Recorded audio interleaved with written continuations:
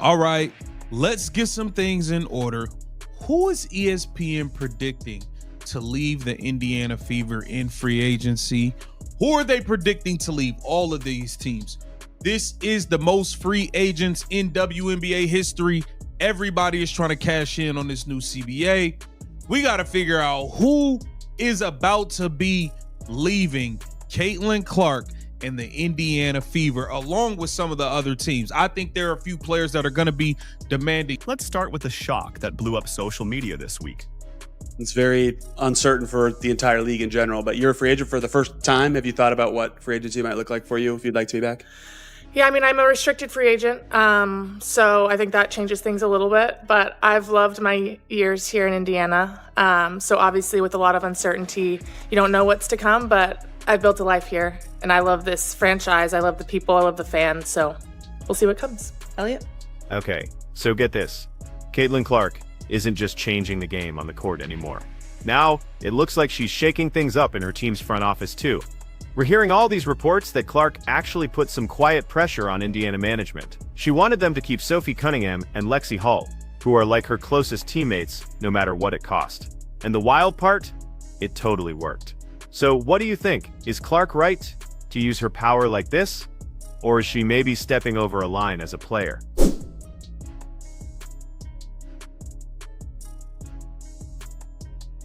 Listen, for weeks we kept hearing that Lexie Hull was totally out of Indiana. There were all these tearful goodbyes, farewell posts, even talk that she was already packing her bags for another team. But here's the thing, that whole story, it was just made up, pure fiction, built on half quotes and clickbait. Because now we know what actually happened. Caitlin Clark stepped in. She made sure that Lexie Hull and Sophie Cunningham weren't going anywhere. Multiple sources are saying Clark went straight to the Fever management and laid it out. She said, these two are off limits.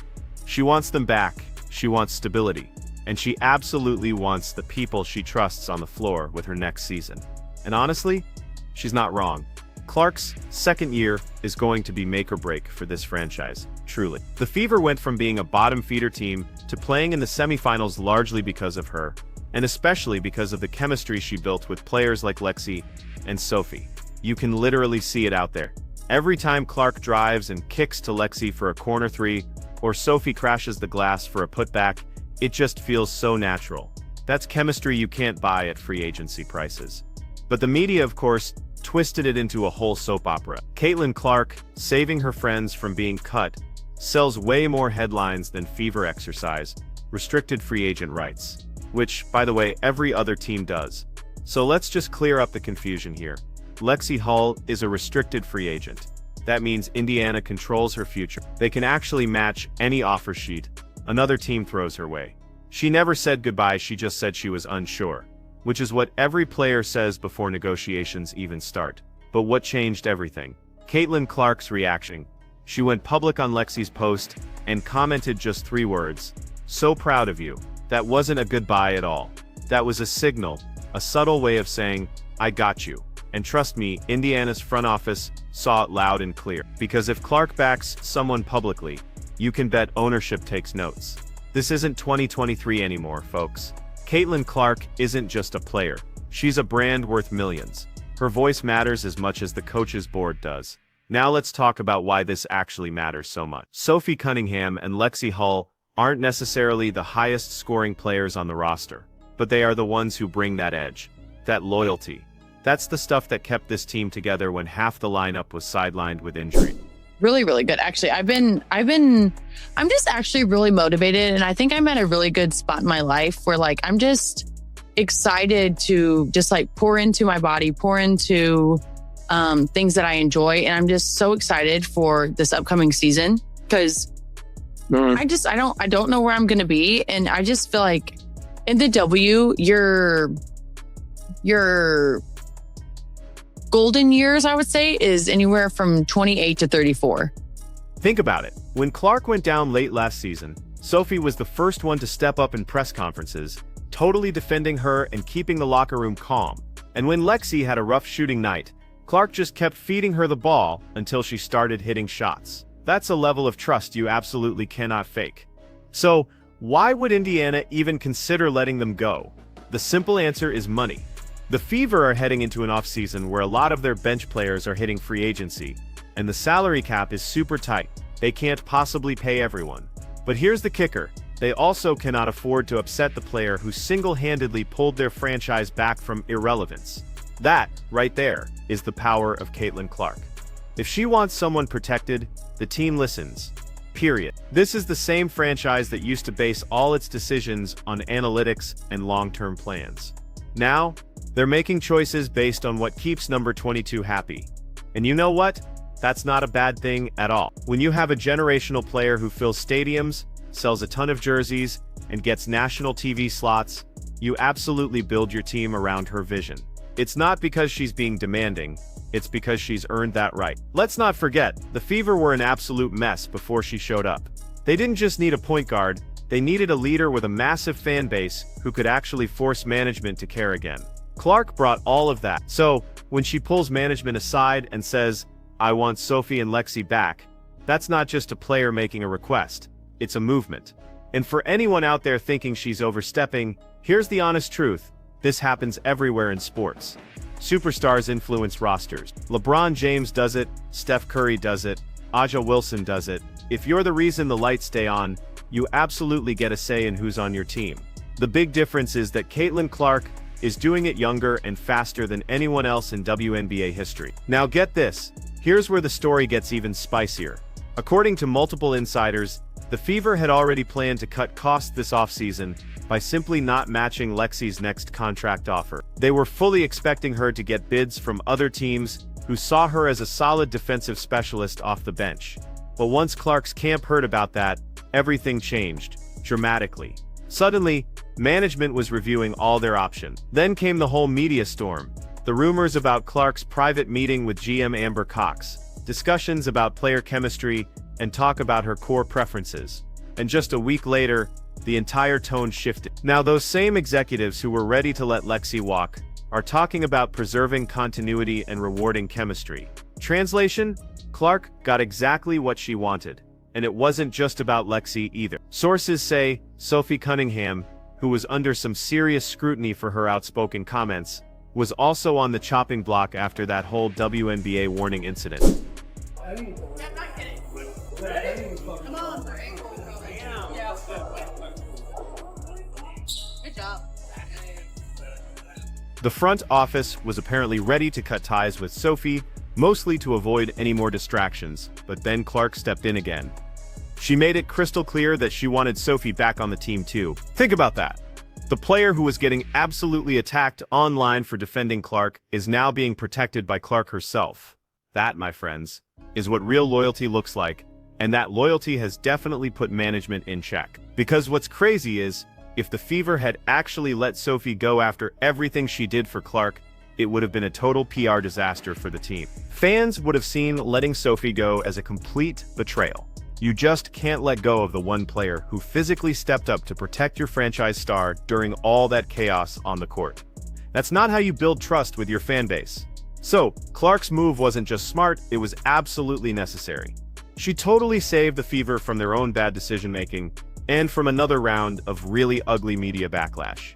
Because let's be real, this team does not need more negative headlines. They need stability, consistency, and that kind of locker room energy that keeps players focused on winning, not drama. And the chemistry between Clark, Sophie, and Lexie, that is exactly it. They balance each other out perfectly. Clark's fire, Sophie's fearlessness, Lexie's calm defense. That mix is exactly why they were able to punch above their weight all season long. So no, this isn't just about friendship or playing favorites. This is about winning, and Caitlin Clark knows exactly what it takes to win. Now what's more, what Caitlin Clark just pulled off isn't just about saving her teammates. It's a massive statement to the entire WNBA. She basically said, if you want to win with me, you protect my circle. And that message, trust me, hit hard across the entire league. Because make no mistake, this wasn't some small locker room request. This was a full-on power move. Clark is now at a point where her voice carries more weight than half the boardroom combined. Every single decision Indiana makes from here on out, trades, signings, marketing, it all goes through one question. How does this affect Caitlin? And honestly, That's how it should be. You don't treat a generational player like some random roster piece. You treat her like the foundation. You build the entire house around her.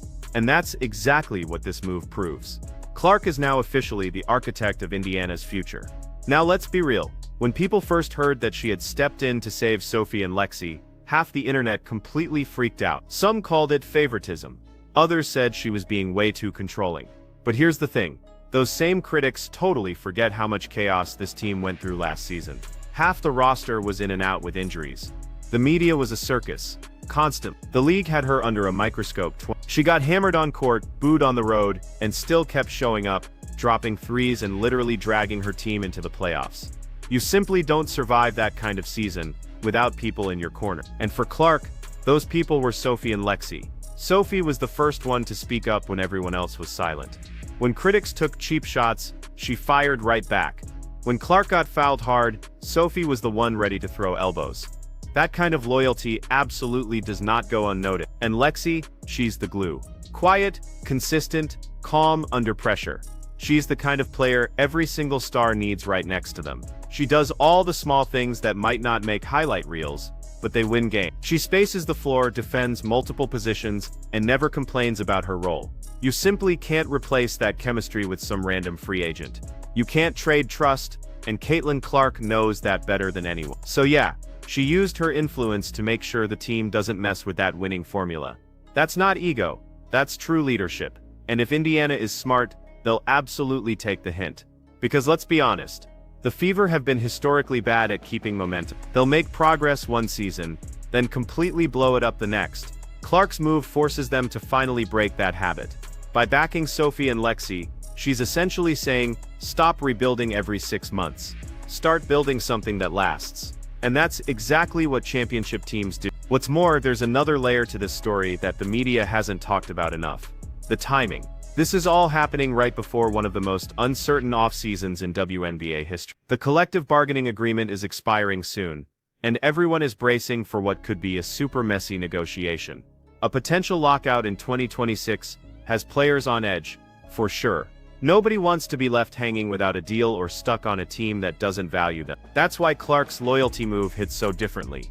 She's sending a clear message to the rest of the roster. If you're loyal to me, I will fight for you.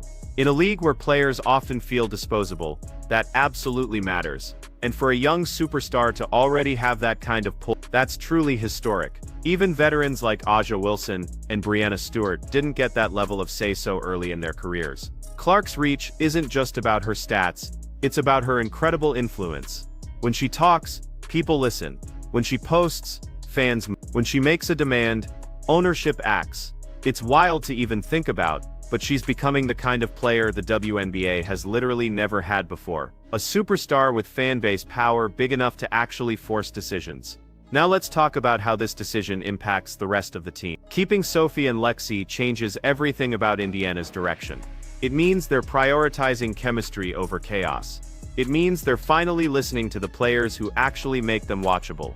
It means they're done pretending that this is just a rebuild. The truth is, Indiana's window is now. Clark's in her prime, Aaliyah Boston is dominating the paint, and the league is finally paying attention.